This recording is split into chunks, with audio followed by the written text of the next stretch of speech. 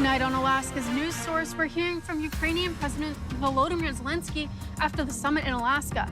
Plus, using AI to save costs in fisheries, where the artificial intelligence is coming into play.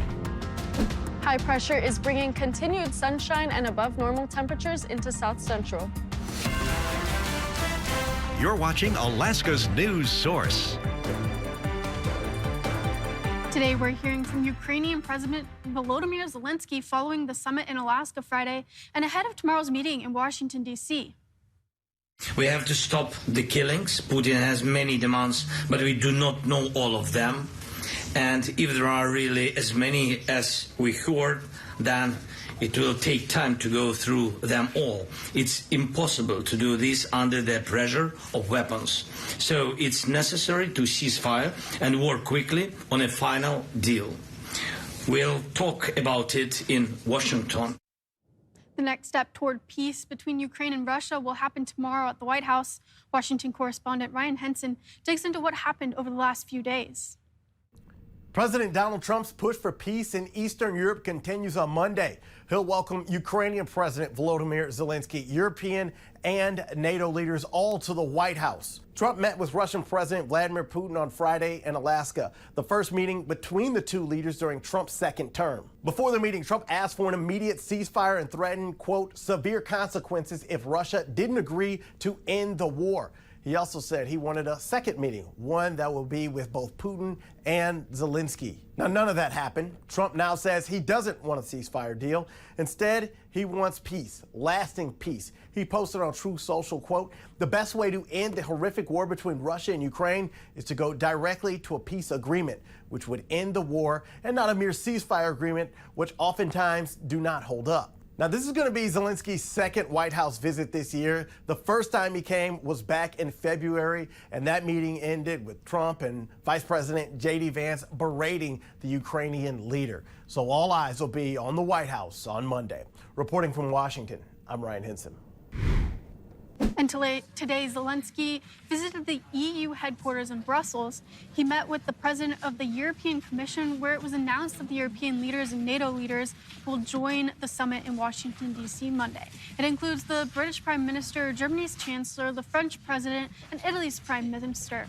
One European leader after another announced that they will be at Zelenskyy's side when he travels to the White House tomorrow. It wasn't immediately clear which European leaders, aside from Zelenskyy, will be taking part in the actual meeting with Trump. Both Zelenskyy and the president of the European Commission spoke today in Brussels. With regards to any territorial questions in Ukraine, our position is clear. International borders cannot be changed by force. These are decisions to be made by Ukraine and Ukraine alone. And these decisions cannot be taken without Ukraine at the table. Russia is still unsuccessful in Donetsk region. Putin has been unable to take it for 12 years. And the constitution of Ukraine makes it impossible to give up territory or trade land.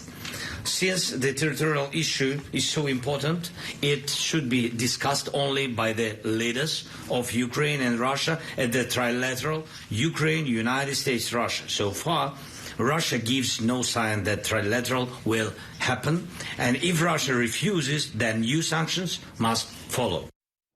After the summit in Alaska Friday, President Trump called the meeting extremely productive, and President Vladimir Putin said he expects the agreements made are a starting point. And Hurricane Erin has been downgraded from a Category 3. Bailey, what can you tell us about the storm? Yeah, I mean, like you said, it started off pretty strong, started off with Category 5, and then we just recently downgraded into Category 4 and now Category 3. So that's the good news. And looking at this path that we've seen, like you can tell from pretty early on, started at a Category 5, and now its trajectory is starting to shift pretty far east off the coast of Florida. So it's not really going to affect U.S. soil. It might bring some rainfall and high surf advisories, but it's not going to hit Florida, which is the good news. So It actually was the first major hurricane of the season. It's the first Category 5 of the season, and it is the first hurricane of the season in general. So this storm is already pretty significant when you consider those factors. But over here in Anchorage with our out-the-door forecast and our photo from Sylvia Shavings, we're continuing to see these warmer temperatures move on through to start off this work week. We're starting off with partly cloudy to partly sunny conditions, so some higher level clouds lingering, but not low level clouds, which is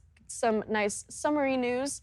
Starting off overnight, we're going to continue to see those clouds moving through, but then tomorrow we're going to continue to see, like I said, those partly cloudy to partly sunny skies, but still staying pretty warm. So very similar conditions to what we saw today.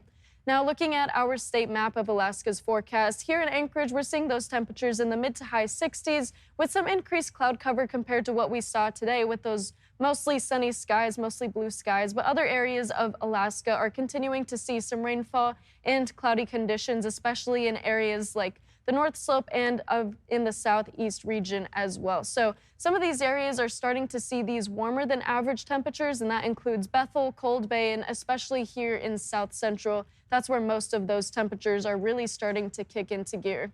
Now, of course, with our Brain and Brawn fun fact, Michaela, I actually brought a little prop with me to just add to the effect. But the Rubik's Cube was invented in 1974, and it took the inventor 1 month to solve it. So that fun fact is from Charlie Fellows because he always helps me figure it out. So some fun facts for you today. That's pretty interesting. So you have that Rubik's Cube in front of you. How well are you solving it? I can only solve one side of it, and the rest I can't do it. So I'm no better than the inventor.